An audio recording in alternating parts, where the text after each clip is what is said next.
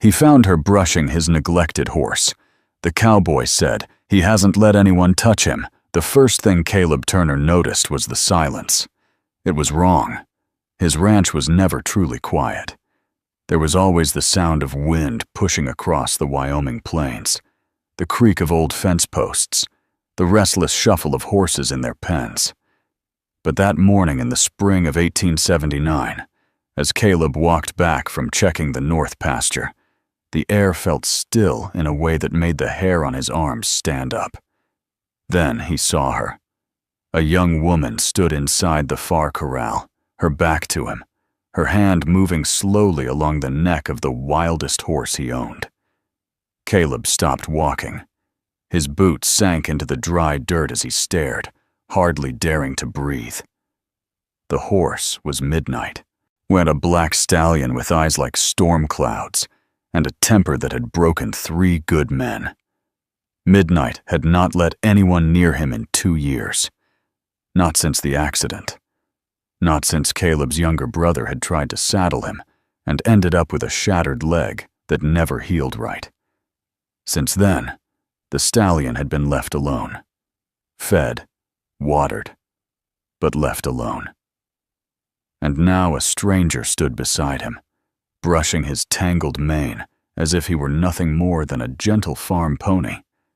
Caleb felt anger rise first. Who in the world thought they could just walk onto his land and touch his horse? He moved forward slowly, his jaw tight. The woman wore a faded blue dress, the hem dusty from travel. Her brown hair was tied back in a loose braid that had begun to fall apart. She looked thin, tired, like someone who had been on the road too long. But her hands were steady. Midnight's head was lowered. Caleb had never seen that horse lower his head for anyone. "He hasn't let anyone touch him," Caleb said, his voice sharp as he reached the fence. The woman did not jump. She did not pull away. She only turned her head slightly, just enough to look at him over her shoulder. Her eyes were gray, soft but clear. "He just did," she said quietly. Caleb climbed over the fence, landing hard in the dirt. Midnight flicked an ear toward him, but did not rear, did not lash out. Caleb stopped a few feet away, disbelief burning in his chest. "That horse threw my own brother," he said. "He bit a ranch hand clean through the arm. You need to step away." The woman ran the brush down Midnight's neck again. The stallion let out a slow breath. "He's not mean," she said. "He's scared." Caleb almost laughed at that. "Scared?" he repeated. "That animal weighs 1,200 pounds. And he still remembers pain," she answered. Her words hit harder than he expected. Caleb looked at Midnight, really looked at him for the first time in months. The burrs caught in his mane, the dull coat, the scar along his flank from where he had tangled with barbed wire. Caleb had been busy, too busy, running the ranch alone after his brother left for Colorado, after his father passed the winter before that, after everything seemed to fall apart all at once. "I feed him," Caleb muttered. "Food keeps a body alive," the woman said. "It doesn't make it feel safe." Caleb felt heat rise in his face. "Who are you?" he asked. She finally stopped brushing and faced him fully. "My name is Rose Bennett. I came in on the morning stage. I was told there might be ranch work out this way." Caleb frowned. "Work?" he repeated. "Yes, sir." She lifted her chin slightly, though her hands trembled just a bit. "My father raised horses in Kansas. I know how to handle them. I saw this one from the road. I could tell he'd been alone too long." Caleb studied her more carefully now. She did not look like trouble. She looked like someone who had nowhere else to stand. "You just climbed my fence?" he asked. "Yes. You're either brave or foolish. Maybe both." Midnight nudged her shoulder gently. Caleb stared at the stallion in shock. The horse that had nearly killed a man now leaned into this stranger like a dog, asking for affection. "How did you do that?"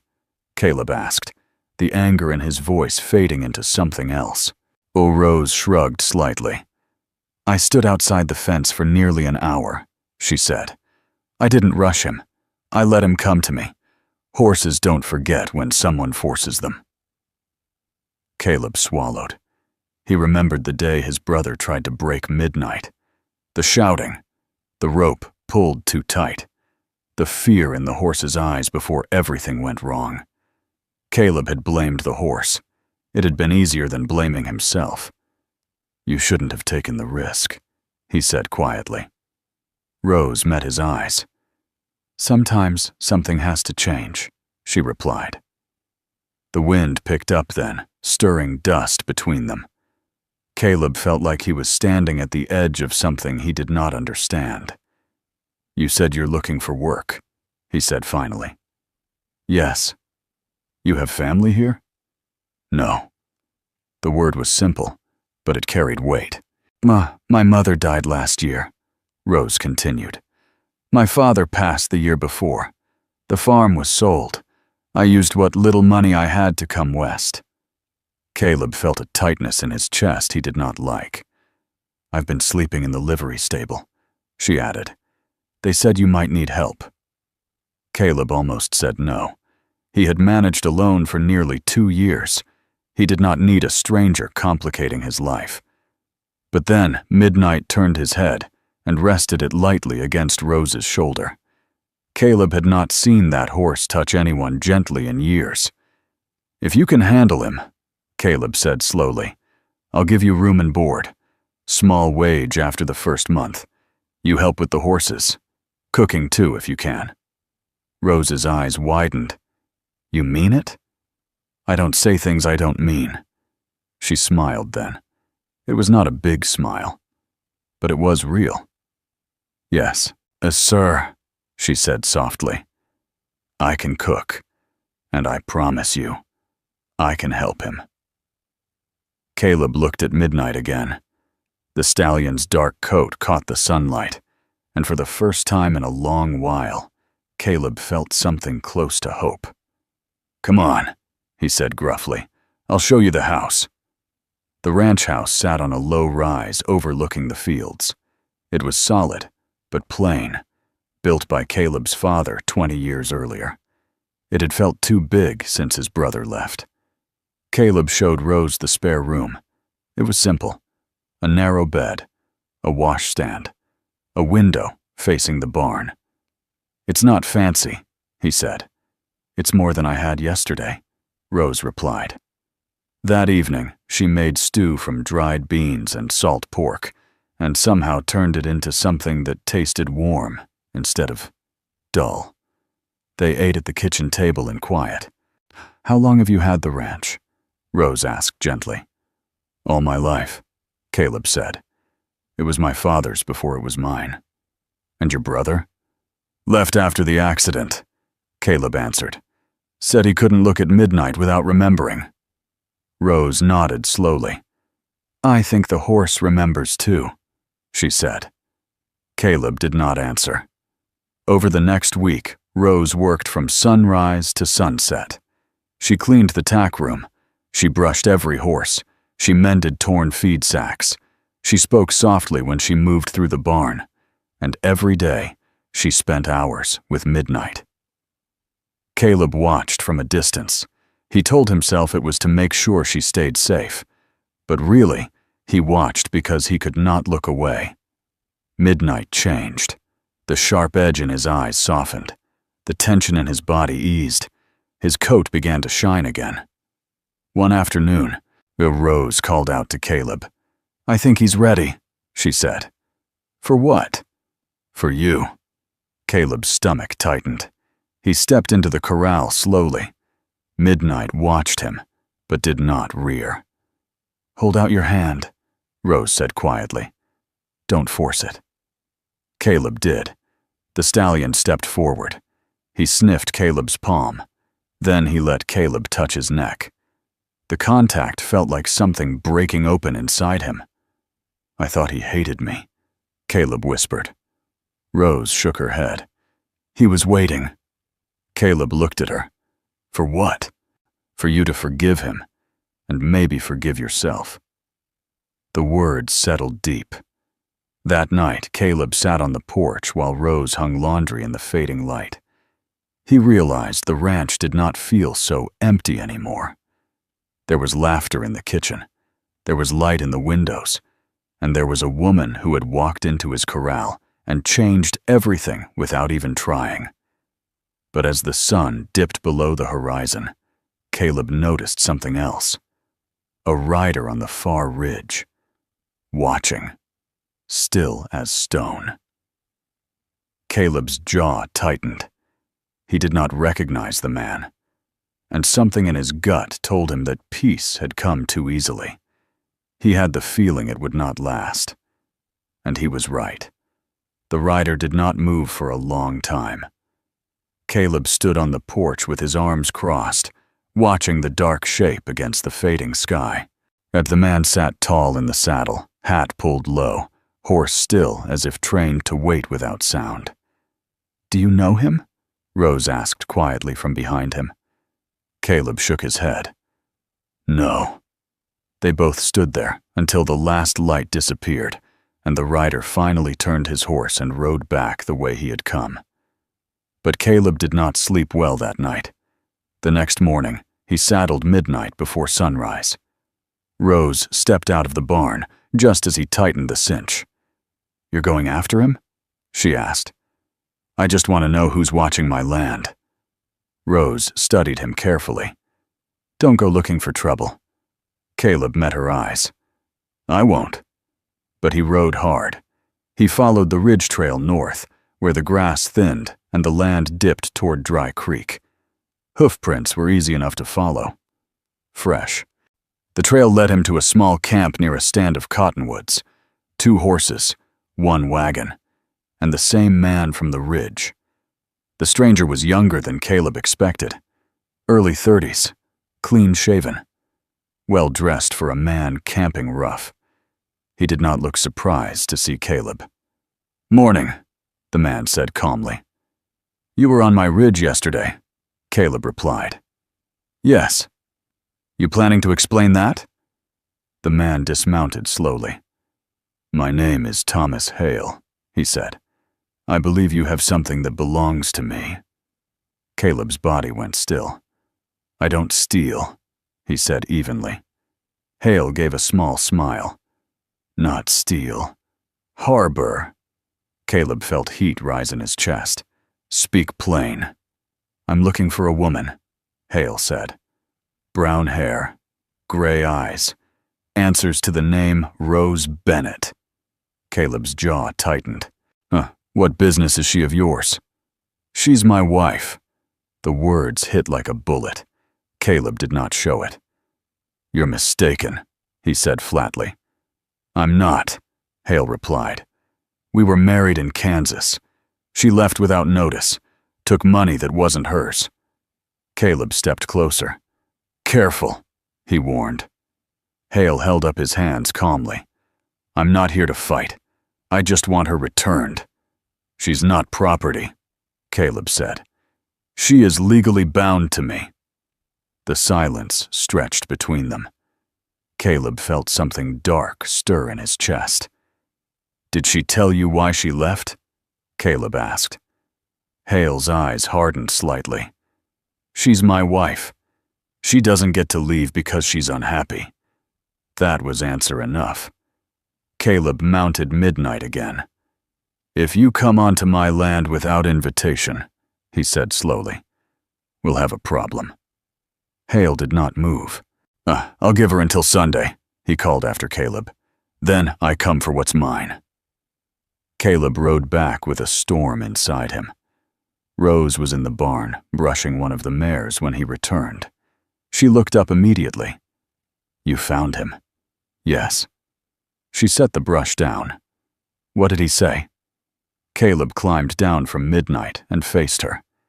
"He says he's your husband." Rose did not deny it. Her shoulders dropped slightly, like she had been waiting for this moment. He is, she said quietly. Caleb felt something twist in his gut. Why didn't you tell me? Rose's hands trembled. Because I was afraid you would send me away. Did you leave him? Caleb asked. Yes. Why? Rose swallowed. He gambled away everything we had. When my father died, he took the money meant for the farm. He drank. He got angry. She stopped. Caleb's jaw tightened. He hit you? Rose looked down. Once became twice. Twice became many. Caleb felt the old rage rising fast. And you ran? Yes. You took his money? It was mine, she said firmly. My father left it to me. He signed it over the week before he died. Thomas never forgave that. Caleb paced once across the barn floor. He's giving you until Sunday, he said. Then he says he's coming. Rose looked pale. He won't leave quietly. Caleb stopped in front of her. You don't belong to him. The law might disagree. Then the law's wrong. Rose looked at him with something fragile in her eyes. I don't want you hurt because of me. Caleb stepped closer. You think I'd hand you over? Silence. Rose shook her head slowly. No. Good. They worked side by side the rest of the day in heavy quiet. That evening, Caleb rode into town to speak with Sheriff Dalton. The sheriff was older, gray mustache, slow movements. A husband has rights, Dalton said carefully. Not if he's violent, Caleb replied. Can she prove that? Caleb hesitated. No, Dalton sighed. Then it's complicated. Complicated doesn't mean right, Caleb said. No, the sheriff agreed. It doesn't. By Friday, the tension on the ranch was thick. Rose barely slept. Caleb checked the fences twice a day.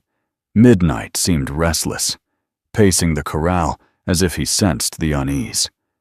Sunday came with a heavy sky. Hale arrived just after noon. He did not come alone. 2 men rode with him. Caleb stood in the yard waiting. Rose stood behind him. You have until now, Hale said calmly as he dismounted. She's not going with you, Caleb answered. Hale looked at Rose. Come here. Rose did not move. I said come here. No, she said clearly. Hale's calm expression cracked. You embarrass me, he said coldly. Running off like a child. I left because you hurt me, Rose said, voice shaking but steady. Hale stepped forward. That's between husband and wife. Caleb moved in front of her fully. Take one more step, Caleb warned. The 2 men behind Hale rested hands near their guns. Hale studied Caleb. You think you're her savior? He asked. No, Caleb replied. I just believe she gets to choose. She doesn't, Hale snapped. Midnight let out a sharp, angry sound from the corral. The wind picked up dust around them. Rose stepped to Caleb's side. I'm not going, she said again. Hale's face darkened. Then I'll drag you. Caleb's hand hovered near his rifle. Yet he had not fired at a man since leaving the army.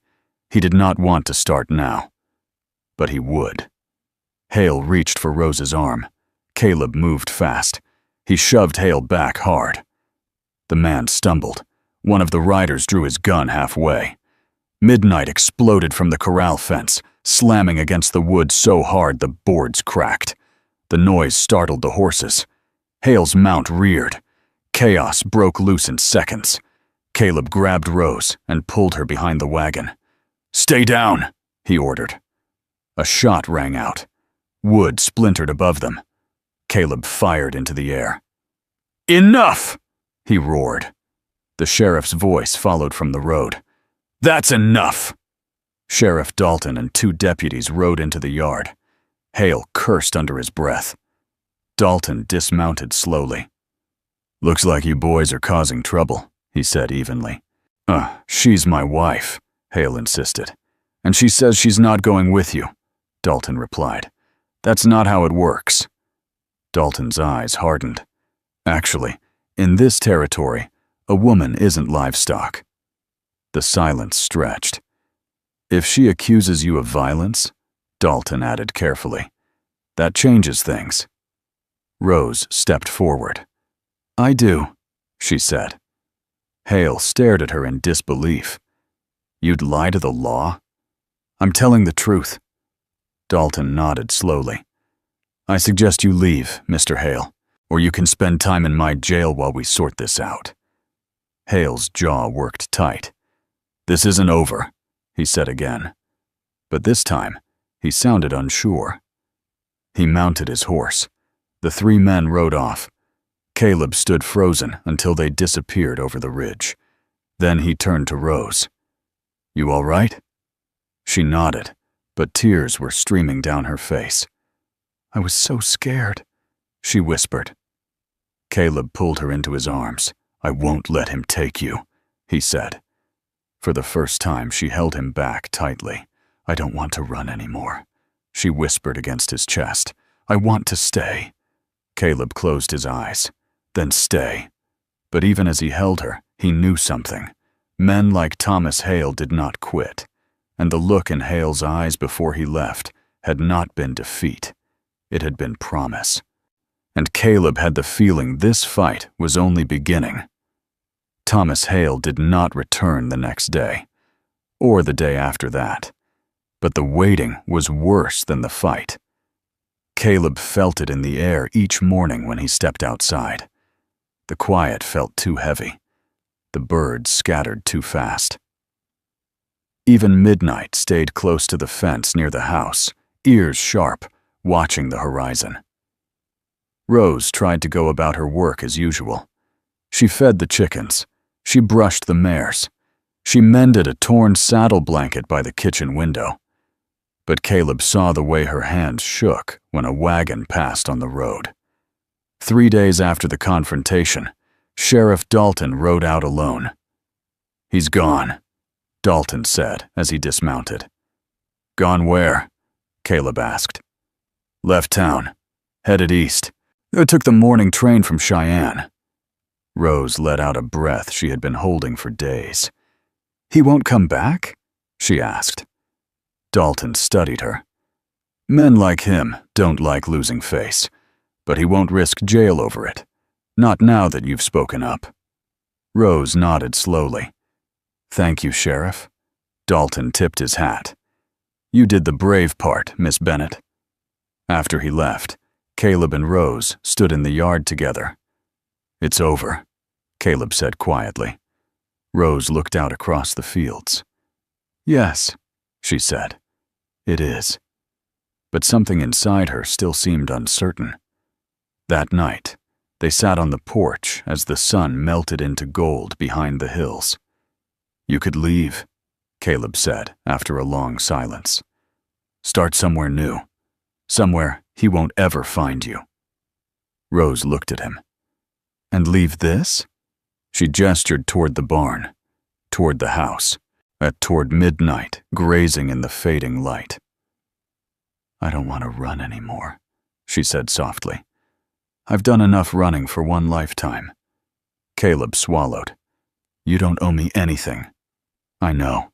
She turned toward him fully. "But I want to stay." Those words settled deep in his chest. "Not because I need protection," she added. "Not because I have nowhere else to go." "Then why?" Caleb asked. "Because this feels like home." The wind stirred her loose hair around her face. "Because when I stepped into that corral and touched Midnight, I felt something change. Not just in him, in me." Caleb leaned back in his chair, listening. "I've always been afraid," she continued. "Afraid of losing everything. Afraid of being alone. Afraid of speaking up." "You spoke up," Caleb said quietly. "Yes." She met his eyes. "Joe, and you stood with me." The silence between them was no longer heavy. It felt steady. "Rose," Caleb said slowly, I don't know much about fancy words. I don't know how to promise things perfect. She smiled faintly. I don't need perfect. I do know this, he continued. Since you came here, this ranch feels alive again. I feel alive again. Rose's breath caught slightly. I didn't realize how empty it had become until you filled it. She looked down at her hands. And if I asked you to stay, Caleb said carefully, not as hired help, not as someone passing through. She looked up, but as my partner, in this ranch, in this life. The world felt very quiet. You mean marry you? She asked softly. Caleb nodded once. Yes. There was no grand speech, no kneeling, just honesty. Rose's eyes filled with tears. Yes, she whispered. Caleb let out a breath that felt like it had been trapped for years. Yes? Yes. He reached for her hands. They were warm now. Steady. Midnight let out a low sound from the field, as if he approved. They were married 2 weeks later in the small church in town. Sheriff Dalton stood in the front row. So did Mrs. Carter from the general store, and 2 ranch hands, who had once been afraid to go near midnight. Rose wore a simple white dress she stitched herself. Caleb wore his father's old suit coat. When the preacher pronounced them husband and wife, Caleb kissed her gently, like something fragile he intended to protect forever. But Rose was not fragile anymore. She was strong. That first year together was not easy. Drought hit in late summer. 2 calves were lost to sickness. Money ran thin, but they faced it together. Rose kept the books at night by lantern light, her careful handwriting tracking every expense. Caleb worked longer hours in the fields. Midnight became the heart of the ranch again. Rose trained him slowly, patiently, until he carried Caleb across the pasture with calm strength. The horse that once struck fear into every man now followed Rose like a shadow. Buyers began to notice. That black stallion, one trader said in town. Where'd you get him so gentle? Caleb only smiled. He was waiting, he would answer. By the 2nd year, the ranch had grown. They added 2 broodmares, built a stronger fence around the north pasture. Laughter filled the house again. One evening, as winter snow fell outside, Rose placed Caleb's hand on her stomach. I think we're going to have a baby, she said softly. Caleb froze. Then he laughed, the sound raw and full. Are you sure? I am. He pulled her close. I don't know how to be a father. You'll learn, she said, like Midnight did. Their son was born in the spring of 1881. They named him Samuel. He had Rose's gray eyes and Caleb's dark hair. Midnight stood outside the window the day they brought the baby home, watching quietly as if guarding the house. Years passed the way they always do, not in loud moments, but in small ones. Samuel taking his first steps in the barn, Rose teaching him to brush Midnight gently, Caleb lifting his son into the saddle for the first time. More horses filled the fields. More fences were built. They never became rich, but they became steady, strong, respected. In 1890, when Wyoming became a state, Caleb and Rose stood in town among the crowd listening to speeches. Samuel sat on Caleb's shoulders. Rose squeezed Caleb's hand. Remember the first day? She asked. When you climbed my fence? She laughed. You were so angry. He hadn't let anyone touch him. And he just did, she replied with a smile. Caleb looked at Midnight, tied near the hitching post, calm and proud. You changed everything, he said quietly. Rose shook her head. No, we did. Midnight lived many more years. When he finally passed in his sleep one quiet autumn night, They buried him on a hill overlooking the ranch. Samuel placed a small stone at the grave. Caleb carved simple words into a wooden marker. Midnight, a horse who taught us trust. By the time gray touched Caleb's hair, the ranch had grown beyond what he ever imagined.